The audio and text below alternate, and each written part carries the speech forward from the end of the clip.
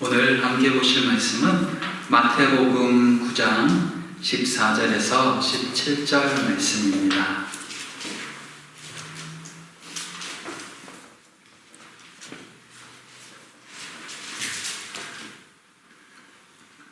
마태복음 9장 14절에서 17절 말씀입니다.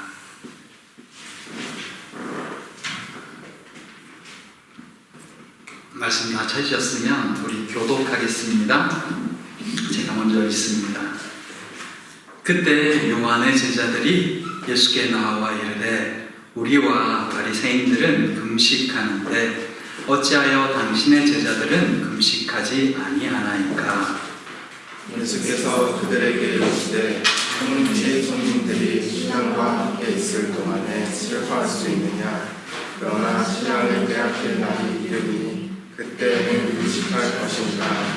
생배 조각을 낡은 옷에 붙이는 자가 없나니 이는 기운 것이 그 옷을 당기어 헤어짐이 더하게 되며 새 포도주를 낡은 가죽 부대에 넣지 아니하나니 그렇게 되면 부대가 터져 포도주도 쏟아지고 부대도 버리게 되니라. 새 포도주는 새 부대에 넣어야 둘이 다 보존되느니라. 아멘. 반갑습니다. 오늘 잘 지내셨습니까? 2박 3일에 스위스 캠핑을 잘 마치고 안전하게 잘 돌아왔습니다. 다음에 모두가 함께 했으면 좋겠다라는 생각이 들 정도로 정말 즐겁고 감사한 시간을 보냈습니다. 그래서 짧은 시간이 참 많이 아쉬울 정도였습니다. 다음에는 좀 더 길게 가자고 이야기를 나눴었는데 우리 계획을 좀 일찍 세워서 모두가 함께하는 그런 즐거운 시간이 있었으면 합니다. 그리고 기도해 주신 모든 분들께 또한 진심으로 감사를 드립니다. 오늘 우리가 읽은 이 본문 말씀은 우리가 잘 알고 또 익숙한 말씀입니다. 이 말씀은 믿지 않는 자들도 가끔씩 이렇게 인용하는 구절이죠. 새술은 새 부대 이렇게 알려져 있죠. 이 말씀이 어떤 의미일까? 오늘 본문을 통해서 이 말씀을 되새기며 또한 이것이 우리에게 어떤 의미로 또 하시는 말씀일까를 함께 생각해보고 깨달아가며 은혜를 사모하는 이 시간 되기를 소망합니다. 첫째, 왜 금식하지 않나요? 지난 시간에 예수님께서 그 마태와 또 그 동료인 세리들과 함께 식사하시는 모습을 보았습니다. 당시 세리들은 이스라엘을 힘들게 하는 나쁜 사람, 또 괴롭히는 죄인으로 취급받았고, 그래서 사람들은 바리새인들을 비롯하여 모든 이스라엘인들은 그를 죄인 취급했습니다. 왜냐? 동료의 것을 빼앗아서, 물론 세금을 내는 것은 피지각으로서 있을 수 있는 일이지만 로마가 이를 거두라고 하면 그들은 3 내지 4, 5까지 거두어서 나머지는 자기들이 꿀꺽했기 때문입니다. 그러니 민족의 배신자로 찍힌 거죠. 근데 그 세리들과 예수님이 식사하는 것을 보면서 바리새인들은 몹시 불편해했습니다. 하지만 예수님께서는 나는 의인이 아니라 죄인들을 위해 왔다라는 말씀으로 이 바리새인들과 그 유대인들의 굳어진 고정관념과 사고가 옳지 않음을 알게 해주셨습니다. 예수님의 구원은 스스로가 죄인임을 인정한 자들만 깨달을 수 있는 은혜였던 것입니다. 그런데 이번에 요한의 제자들이 문제를 제기합니다. 그들은 왜 예수님의 제자들은 금식하지 않냐고 질문한 것입니다. 그들은 왜 이런 질문을 예수님께 했을까요? 바리새인들은 일주일에 2번 이상 월요일과 금요일에 금식을 했습니다. 그리고 이스라엘 백성들도 그들을 따라 금식하기를 바랬습니다.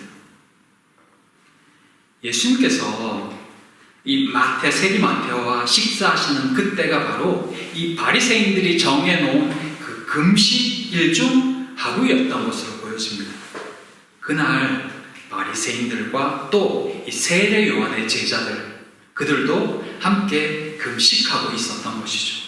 근데 예수님과 제자들은 식사를, 그것도 자신들이 다 죄인이라고 정죄하고 있는 그 세리들과 식사를 하고 있으니 이해가 되지 않는 겁니다. 온 이스라엘이 다 금식하는 그때 왜 예수님과 제자는 식사를 하고 있느냐?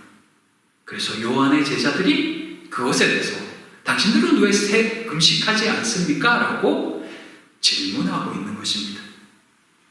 예수님은 그 질문에 다시 재질문을 하고 있습니다. 우리 성경 공부 질문이잖아요. 예수님께서 다시 질문을 하시거든요. 어떻게 하냐면 혼인집에 참석한 손님들이 신랑과 함께 있을 동안에 슬퍼할 수 있느냐, 금식할 수 있느냐라고 묻거든요. 예수님이 사실 이 금식을 반대한 것은 아닙니다. 예수님은 공생을 시작하면서 이미 40일을 금식하기도 하셨습니다. 근데 다만 지금은 금식할 때가 아니라는 것이죠. 예수님은 그 결혼식에 참석한 하객들이 금식하지 않는 것처럼 예수님과 함께 있는 지금은 금식할 때가 아니라 기뻐할 때다라고 이야기하고 계신 것입니다. 아마 요한의 제자들과 또 바리새인들은 여전히 이게 무슨 말씀인가 했을 것입니다. 어쩌면 제자들도, 예수님의 제자들조차도 이 말씀이 도대체 무슨 말씀인지 이해하지 못했을 수도 있습니다. 그렇다면 이 바리새인들에게, 유대인들에게 금식은 어떤 의미였을까요? 그들은 왜 이렇게 자주 금식을, 일주일에 2번 이상을 금식했을까요? 금식은 유대인들에게 있어서 경건을 실천할 수 있는, 또 경건을 실천하기 위한 중요한 덕목이었습니다. 특히 죄에 대한 회개와 함께 따라오는 것이 금식이었습니다. 그래서 유대인들은 이 금식을 굉장히 중요하게 생각했고, 경건한 사람들은 반드시 이것을 따라야 된다고 생각했던 것입니다.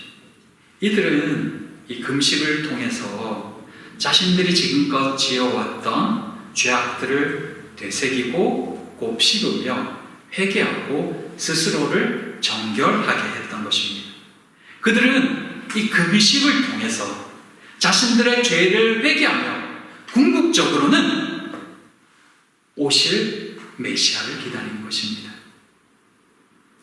자신들의 죄로 인해서 나라가 망했다는 것을 그들은 알고 있기 때문에 그 죄를 금식으로 회개하며 메시아가 오실 때 그분 앞에 정결함으로 서고자 준비하고 있었던 것이죠. 근데 예수님은 회개를 선포하면서 먹고 마시는 겁니다. 딴 사람들이 금식할 때. 그러니 이해가 되지 않는 거죠. 왜? 회개를 말하면서 금식을 하지 않지? 이상하다. 이렇게 되는 거죠. 하지만 메시아는 이미 도래했습니다. 예수님이 오셨거든요. 그러나 이 사실은 바리새인들은 받아들일 수 없었습니다. 인정하지 않았으며 또 인정하고 싶지 않았습니다. 왜냐하면 자신들이 기대하고 기다리던 메시아의 모습과 예수님이 이 땅에 오셔서 하는 일은 전혀 아구가 맞지 않아요. 거룩하고 훌륭하게 멋지게, 그리고 이스라엘 해방축제자로 오셔야 되는데 오셔서 하는 자들이 하는 일이 매 가난한 자들을 찾아다니고 병든 자들 고치고 귀신 들린 자들 귀신 쫓아내고, 이게 아닌데 메시아라면 우리를 열방 가운데 우뚝 세워주셔야 되는데 도대체 가난한 자들, 자신들이 무시하는 죄인들만 찾아다니고 있으니 저분은 메시아일 수가 없다는 거죠. 그러니 금식하며 여전히 메시아를 기다리고 있는 것입니다. 그런 그들에게 예수님께서는 당신이 구원자이심을 다시 한번 가르쳐 주시며 메시아를 만난 이는 기뻐해야 한다. 지금은 기뻐해야 할 때다라고 다시 말씀해 주신 것입니다. 그러나 그런 제자들 역시도 슬퍼해야 할 날이 올 것이라고 말씀합니다. 그날은 신랑을 빼앗길 날이며 예수님의 순환의 날입니다.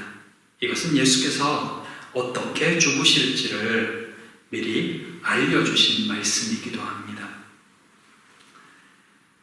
예수님은 분명히 금식에 대해 반대하지도 않으셨으며 직접적으로 권하지도 않으셨습니다. 다만 말씀하신 것은 신랑을 빼앗길 날에는 금식할 것이라고 하셨습니다. 금식을 비롯해서 우리가 행하고 있는 이 신앙적 행위들이 어떠해야 할지를 다시 한번 생각해야 하는 말씀입니다. 금식이나 기도나 기타 우리가 행하는 신앙적 행위들은 그 이유가 뚜렷해야 합니다. 그것은 주를 위해서입니다. 하나님을 향한 온전한 마음과 그분을 향한 갈망 그리고 맡김이어야 합니다. 결코 종교적 의나 자기만족 또는 어떤 목표를 위해서가 아니라는 것입니다. 그 목표를 이루기 위해 금식한다, 기도한다. 그건 사실상 하나님 앞에 하나님이 기뻐하는 그런 모습은 아닌 것입니다. 주님과 함께하는 이 시간, 우리에게 주님 안에서 누릴 수 있는 기쁨이 있기를 원합니다. 슬픔의 때 주님과 함께하지 못함으로 인해 주님과 멀어져 있는 우리를 봄으로 인해 슬퍼할 수 있는 우리가 되기를 소망합니다. 우리의 슬픔과 기쁨은 주님 안에서여야 합니다. 그것이 금식이었던, 그것이 기도였던, 또는 신앙적인 어떤 행위였던 간에 그것은 주님과 연관이 있어야 하고 주님 안에서여야 하며 또한 우리 자신을 맡기는 행위가 되어야 합니다. 내가 무엇을 이루겠다가 아니라 주님께 온전히 드림으로 주님께서 행해 주시기를 간구하는 모습이 바른 신앙적 모습입니다. 그것을 주님이 원하신다는 것입니다. 바라기는 우리 안에 이런 믿음이 있기를 소망합니다. 무엇을 행하든 주님을 위하여 하는 우리 모두가 되기를 소망합니다. 둘째, 새 포도주는 새 부대에 금식에 대한 말씀을 하신 이후에 예수님은 두 가지 비유를 사용해서 또 말씀하십니다. 하나는 생배 조각과 또 하나는 새 포도주에 대한 말씀입니다. 생배 조각, 이 생생한 배 조각을 낡은 옷에 붙이지 않는다는 것입니다. 기울 때 새 것을 붙이지 않는다는 겁니다. 생배 조각을 이게 밑에 막 짜진 전혀 사용되지 않는 생배 조각을 낡은 옷에 붙이면 이게 물에 젖었을 때 생배 조각이 수축합니다. 그러면서 낡은 옷을 잡아당기거든요. 그러면 헤어짐을 메우려고 갖다 댄 것 때문에 오히려 더 많이 헤어지는 결과를 가져오는 것입니다. 낡은 옷조차 못 쓰게 만들어버리는 거죠. 그래서 낡은 옷에는 생배 조각을 기우지 않는다는 것입니다.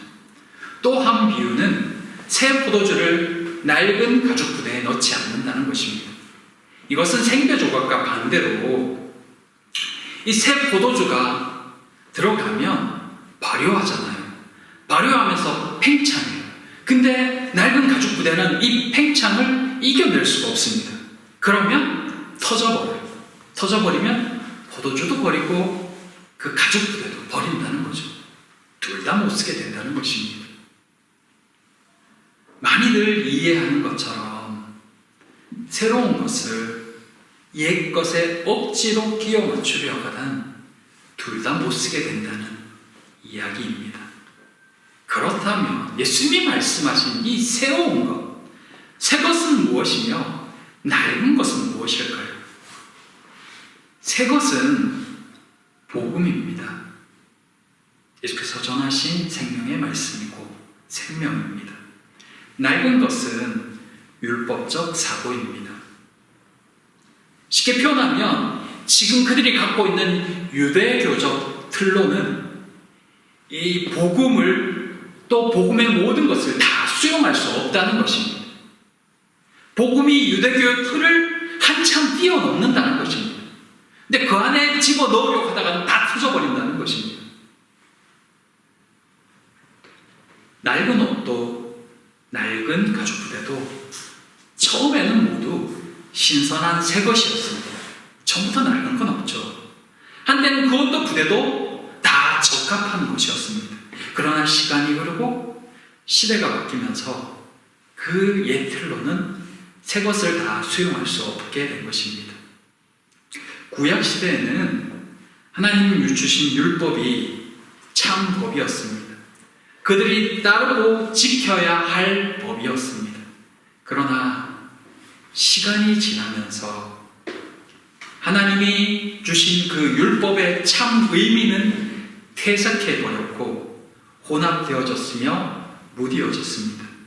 하나님보다는 전통이 또 그들이 만든 규정이 더 중요해진 것입니다. 그래서 말씀보다 그들이 세운 규정이 더 중요해지고 더 높아져 버리기도 했습니다. 이전에는 하나님의 뜻이 담긴 새 옷이었고 새 부대였는데 지금은 원래의 참 의미는 다 사라져버리고 그저 색바랜 낡은 것이 되어버린 것입니다. 근데 그 틀로는 새로운 참 의미를 담지 못한다는 것입니다. 메시아가 왔는데 여전히 메시아를 기다리며 회개하고 금식하는 것은 옳지 않다는 것입니다. 지금까지 보아왔던 사실 예수님께서 하신 말씀, 예수님이 전하신 하나님의 말씀은 새로운 것이 아닙니다. 그것은 그저 하나님께서 구약시대에 주신 그 율법의 참된 의미를 예수 안에서 재해석하고 온전히 깨우쳐 주신 것이었습니다. 율법의 의미, 안식일의 의미, 제사와 십계명, 또 이웃과의 관계 등. 근데 예법에 익숙해진 유대인들에게는 그저 놀랍고 이거 이단화적이지 않나? 이런 사상처럼 보였지만 실상 예수님께서 가르치신 그 메시지는 하나님이 처음부터 이스라엘에게 주신 그 법 안에 다 내포되어져 있었던 참 의미였습니다. 그것을 예수님께서 하나하나 온전히 풀어서 가르쳐 주신 것이죠. 그게 사실은 산상수훈입니다. 그 핵심이 거기에 다 담겨져 있고 그건 새로운 법이 아니라 율법을 온전히 가르쳐 주신 것이라는 겁니다. 유대인들이 그토록 목숨같이 지키며 또 지키려고 애썼던 이 율법이 사실은 어떤 행위를 위한 행위 구원이 아니라 오히려 은혜로만 살 수 있다는 것을 가르쳐주고 깨우쳐주는 법이었으며 제사 제도가 잘 지키지 않으면 죽게 되는 무서운 제도가 아니라 바로 예수 그리스도의 십자가 대속의 은혜, 그 은혜를 가르쳐주는 의미인 것처럼 말입니다. 사실은 그 의미인데 유대인들은 그 형식적인 것만 가졌던 거죠. 율법을 반드시 지켜야 된다. 제사제도를 반드시 지켜야 된다. 이걸 지키지 않으면 다 죽는다. 그 안에 하나님의 은혜가 있는데 그들은 그것을 지키지 않으면, 행하지 않으면 죽는 것으로만 받아들였던 것입니다. 그걸 다 이해할 수 없었기 때문입니다. 그렇기에 이런 구약적인 사고에 갇혀 있어서는 절대로 예수님을 이해할 수도 복음을 받아들일 수도 없는 것입니다. 요한의 제자가 예수님에게 왜 금식하지 않느냐고 묻는 이 장면은 마치 이 구약시대가 요한의 때까지라는 그 성경 말씀을 입체적으로 보여주고 있는, 정말 우리에게 이거구나라고 깨닫게 해주는 대표적인 말씀인 것입니다. 구약의 시대는 요한의 때까지. 그래서 요한의 제자들 역시도 예수님을 이해할 수도 그 모습을 받아들일 수도 없다는 것입니다. 사랑하는 성도 여러분, 우리는 이 구약의 시대를 율법과 제사의 시대로, 신약의 시대를 은혜의 시대로 많이들 이해하곤 합니다. 그러나 정확히 말하면 구약 시대 역시 율법과 제사로 덮여진 은혜의 시대이지만, 유대인들은 구약 시대를 정말 말 그대로 율법과 제사의 시대로만 알았고, 그래서 그것만 잘 지키면 하나님의 자녀로 잘 살 수 있을 것이라 믿었습니다. 그렇게 그들은 열심히 율법을 지키려고 하다가, 따르려고 하다가 결국 실패했습니다. 그러고도 여전히 그 율법을 잘 지키기 위해 더 많은 율법의 규정을 만들어서 서로를 올가매곤 합니다. 이제 모든 그리스도인들은 지금 이 새로운 것, 새 포도주를 복음이라고 말하죠. 복음이다, 새 것이 왔다. 그리고 이 새 부대를 유대교가 아니라, 유대인이 아니라 교회 공동체라고 말합니다. 그래서 복음을 담는 곳이 교회 공동체다라고 이 말씀을 이해합니다. 만일 그렇다면 이 새 부대는 어떻게 해야 할까요? 우리 공동체가 복음을 담는 새 가죽 부대라면 어떻게 하는 것이 옳은 것일까요? 분명히 구약적 사고로는 맞지 않는다는 것입니다. 복음은 무엇일까요? 예수 그리스도의 십자가 죽음과 부활이지만, 한마디로 표현하면 복음은 은혜입니다. 복음은 하나님 나라입니다. 그 은혜는 오직 예수 그리스도로만 가능합니다. 그러므로 교회 공동체도 은혜여야 합니다. 하나님 나라여야 하며 오직 그리스도로만 가능해야 합니다. 구약의 낡은 옷은 버려야 합니다. 행위로 무엇을 이루려 했던 구약의 부대는 새 시대에는 맞지 않습니다. 은혜를 구하는 것입니다.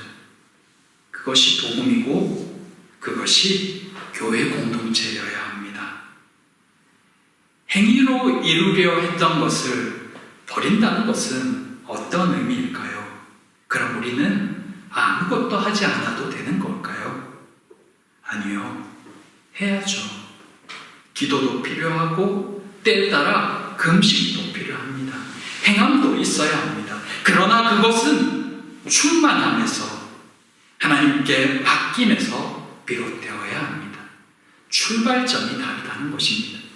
새 시대에 우리를 움직이게 하는 것은, 우리 공동체를 살게 하는 것은 성령의 충만함이며 성령의 인도하심이기 때문입니다. 기도와 금식, 이것은 하나님 뜻 안에 살기 위해 주님의 은혜를 구하며 예수님을 따르고 닮아가는 과정인 것입니다. 그래서 우리는 방법을 찾기 전에 하나님의 은혜를 구하며 무릎을 꿇는 것입니다. 성령의 충만함 안에서 인도하심을 받는 것입니다. 감동하심을 받는 것입니다. 여전히 율법적 사고 안에서 우리가 원하는 것을 얻기 위해 단체 농성을 하는 것이 기도가 아니고 금식이 아니라는 것입니다. 사랑하는 성도 여러분, 우리 교회는 감사하게도 지금껏 하나님의 은혜로 왔습니다. 우리가 보다시피 사실 우리 교회는 정말 작은 공동체입니다. 우리 교회를 방문하시는 믿음 좋은 분들마다 늘 동일하게 저희에게 조용히 물어보시는 것이 있습니다. 교회가 어떻게 유지가 되나요? 목사님 어떻게 사세요? 그럴 때마다 늘 이렇게 대답하곤 합니다. 하나님의 은혜라고 밖엔 설명이 잘 안 됩니다. 성도들의 귀한 헌신과 섬김이 있기 때문입니다. 요즘 우리가 다 알다시피 독일 경제가 참 좋지 않습니다. 그건 독일뿐만 아니라 전 세계가 또 전 세계적인 흐름이기도 합니다. 각 가정들도 그 여파로 예전보다 좀 더 부담이 생겼고 또 우리 학생들도 청년들도 취업의 문이 점점 좁아지는 시대를 살고 있습니다. 사실 그게 현실이죠. 당연히 우리 교회도 영향을 받습니다. 작기 때문에 더 큰 영향이 있습니다. 어떻게 해야 할까요? 그럼 이리저리 뛰어다니며 재정을 채우기 위해 동서남북 뛰어다녀야 될까요? 그것도 방법일 수 있겠죠. 하지만 그건 우리의 할 일이 아닙니다. 우린 회사가 아니니까요. 영리를 취하기 위해 모인 단체가 아니니까요. 그럼 어떻게 해야 하나요? 우리도 필요한 것들이 있는데요. 지금껏 그래왔던 은혜를 구하는 겁니다. 하나님의 감동하심을, 하나님의 일하심을 구하는 겁니다. 그곳이 교회이기 때문입니다. 어떻게 보면 믿지 않는 사람들에게는 정말 태평스러운 대답이다. 어떻게 저렇게 말할 수 있지? 라고 말할 수도 있습니다. 하지만 많이 고민하지 않습니다. 때를 따라 은혜를 구하며 기도하고 우리가 할 수 있는, 때로는 감동 주시는 것을 할 뿐 그 외의 것은 그저 하나님께 맡길 뿐입니다. 그게 지금까지 우리 교회가 지내온 모습입니다. 10년이 지났거든요. 앞으로도 그렇게 되기를 소망합니다. 물론 기도하고 애쓰고 또 마음 졸이는 우리 성도님들이 있음을 압니다. 네, 하나님의 교회는 하나님이 책임지실 줄 믿습니다. 지금껏 우리가 경험했던 말입니다. 하나님의 은혜가 다하면 또 다른 더 큰 은혜가 우리를 기다리고 있을 줄 믿습니다. 그래서 무거운 짐을 내려놓는 겁니다. 그게 교회였으면 좋겠습니다. 세상은 세상의 방식을 따라가지만 그 속에서도 신앙인은 하나님을 구하잖아요. 근데 신앙인이 모인 교회는 더 그러해야 되지 않을까요? 그래서 힘들 때 더 감사하고 기도하는 거죠. 하나님께 은혜를 구하는 거죠. 그래야 기적을 경험하잖아요. 하나님의 일하심을 경험하잖아요. 그게 은혜이고 그게 우리가 살아가는 삶의 모습입니다. 사랑하는 성도 여러분, 다시 하나님 앞에 은혜를 구할 기회를 주신 것을 우리 함께 감사했으면 좋겠습니다. 위기는 기회다라는 세상적 말도 있지만 우리의 믿음을 증명할 시기가 왔고 또 한 번 은혜를 경험할, 또 그러면서 성장할 시기가 왔습니다. 우리가 그런 은혜를 함께 나누었으면, 또 누렸으면 좋겠습니다. 더욱 기도하고 또 하나님의 일하심을 바라보고 그렇게 교회가 왜 교회인지, 왜 세상의 영리단체와 다른지를 다시 한번 경험하는 우리 공동체 되었으면 좋겠습니다. 하나님이 더 감사할 것을 부어주실 줄 믿습니다. 하나님께서 더 붙들어 주시고 당신이 이 교회의 주인인 것을 보여주실 줄 믿습니다. 그 믿음이 우리 안에 더 커졌으면 합니다. 그때 우리의 믿음도 또 다른 성장을 경험하게 될 것입니다.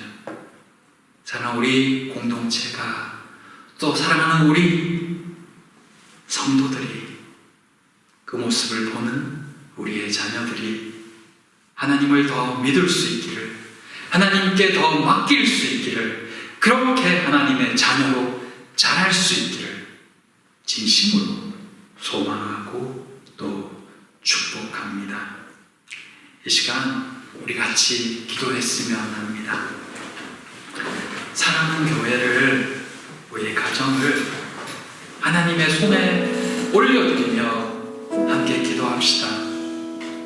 때를 따라 돕는 은혜를 주시며 필요를 채우시는 하나님께, 우리 교회와 사랑하는 우리 가정들의 필요를 채우시는 아버지께서 은혜를 더해 주시기를, 우리 가운데 평안을 더하시고 감사를 허락해 주시기를, 그렇게 또 하나의 간증이 되는 이 시기가는 하나님 역사해 달라고, 하나님 은혜를 부어 달라고 우리 소망하면서 같이 기도하겠습니다. 기도합니다.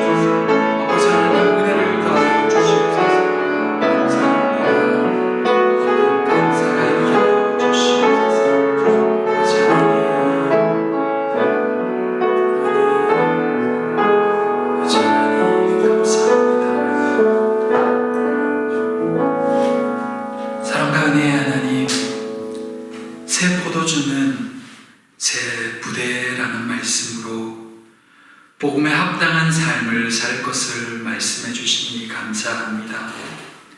우리의 고민이 아닌 주님의 은혜를 구하며 살겠습니다.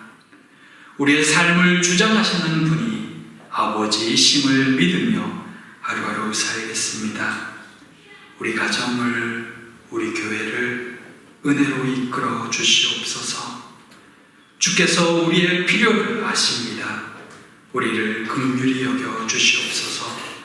우리를 위하여 날마다 일하시는 하나님의 은혜를 감사드리며 예수님 은혜로, 예수님 이름으로 기도드립니다. 아멘.